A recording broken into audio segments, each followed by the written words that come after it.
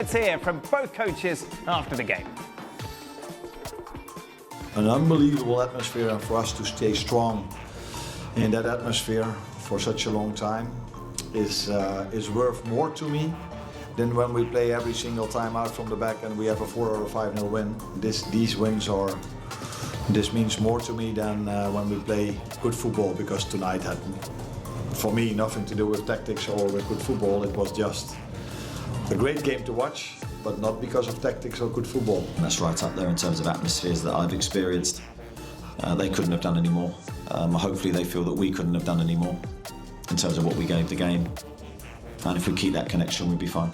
We were the lucky ones, because that's what we were. We were lucky to get a win over the line over here. Yep, Arne Slot not pulling any punches as we welcome in Frank Leboeuf and Jan Åge Fjortoft. Frank, overall we've been critical of some boring games of late in the Premier League. We described it as a bit mediocre last season. Last night was brilliant, wasn't it? It was, because full of surprises, full of suspense, you know, red card, and you think, okay, the game is over, and suddenly you see the Geordies coming back and giving a hell of a game, and everything's coming crazy, and the cherry or the icing on the cake with that last goal at the last second with the young guy, that was a great game. Yeah, after you can go into details and say why, Gordon, you want to punish yourself and your team, why you want to break a leg. You can say what are going on with Liverpool, how they cannot defend, properly defend, how they cannot finish the game at 11 against 10. But yes, in terms of entertaining, that was fantastic. I enjoyed the game, I enjoyed the spirit of the game and the atmosphere, of course. Yeah, that was a great game. And Jan, you were there. I was there, fantastic atmosphere. It was one of those places, although I played for Middlesbrough, a local rival back in the days, but I must say the atmosphere at St James's, both as a player and last night, I mean, it was unbelievable. And I'm not 100% agree with Slot. Yes, they didn't play well. Yes, 10 against 11, Newcastle were very impressive. And even at 2-2, they wanted to take the ball back to win the game. But I think the risky thing that he did there, Slot at the end, when he put Rio and Harvin Elliott on, two small kids at Newcastle as well, as Slot was saying. It was not a normal Premier League game. This was a top football game. Ali, Steve made a good point yesterday. This wasn't just an instinctive finish from a 16-year-old. He had time. He saw that ball coming across. Szoboszlai, of course, with the dummy, gives him that opportunity to set himself up. So many things could have gone wrong, physically and mentally as well.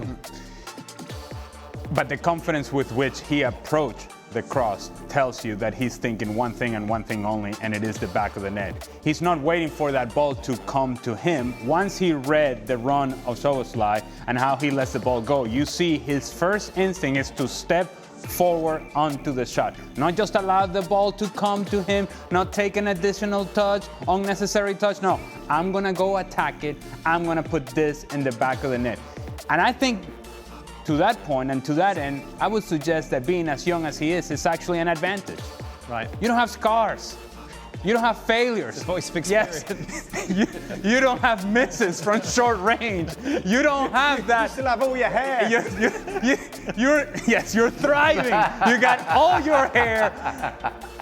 I joke, but at the same time, there's a point to be made there in that because you don't have failures on you and you don't have the weight of history on you, you're excited to be there and to go and get the finish and the quality with which he got the finish. I thought that was actually the one sequence in the second half in which you could tell they were playing 11 against 10. The one sequence in which Liverpool actually put passes together between lines, splitting defenders, getting people in wide areas, and then you were able to exploit that man advantage, and what a finish this was. And like I said before, the fact that he attacked the service told me that he was about to put this in the back of the net. We, of course, talked about the game a lot in detail yesterday. One thing that we spoke of briefly, and it's interesting, something that maybe the Premier League and indeed FIFA as a whole going to have to look at, is what they do about incidents like the Konate one. And players and coaches are upset.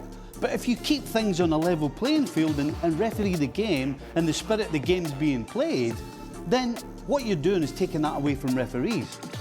You know, because I suppose referee the might problem deem- is the referee made 2 mistakes in the fact that he didn't send off Gordon. That's rectified by VAR. Correct. He made a second mistake by not showing Konate the second yellow card, but that cannot be rectified by VAR because Right. of the way the rules are written. Right, and that's the worst example because for me, yellow shouldn't be involved in that particular incident. It should have been a red. Sure.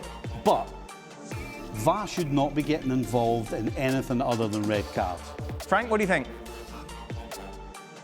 No, I think it's, Jan was talking about details, and for me that specific action is not about details. It's a pure, big-time picture of the game and where you have to make a decision. And even if the VAR shouldn't be involved in the yellow card, I mean, you have to be friendly with the referee and say, man, I'm sorry, really, we can't be involved, but you should have a look at that because I think you're going to be hammered by the press, the media, and Newcastle fans if you don't say it's a yellow card. So stop the game, look at it, I don't know what to do what you have to do. Because really, it's unacceptable. It's such a big thing during that game. We could have changed everything. So you cannot say it's just a detail, and ref cannot be involved in it. Yes, he has to be involved because it's important. 3 points are very important. The problem is, I didn't say. Go Okay, ahead, sorry. Jan. Go ahead, Jan. Go ahead. No, I'm just saying, I didn't say, Frank, that this incident was a detail. I'm just saying, in principle, when we discuss football, where is the balance between taking all details on the pitch? Because the small details in a football game can decide a game. But I do understand, and that's why we're talking about this today, because the tackle from Gordon, he couldn't even see. And this one, he made a wrong decision. And it's hard for anyone to understand the big difference by using the VAR there, just to clarify that, Frank. The problem that you're going to find if indeed you go looking for yellow cards at VAR is that there is a broader spectrum as to what can be a yellow card as compared to a red card. I think there is a well-defined spectrum in terms of what looks like a red card and what should be a red card. And that's, I think that there are certain finite circumstances in the game that call for a red card. Whereas a yellow card, there are many instances, much more so. And so now you get into really gray areas of clear and obvious times 10. Right. If we're struggling to find clear and obvious with the red cards, imagine with the yellow card. It becomes a very slippery slope. And I understand the premise of your thought there, Dan, and as it pertains to this particular sequence, you're saying, yeah, this could have changed the game dramatically.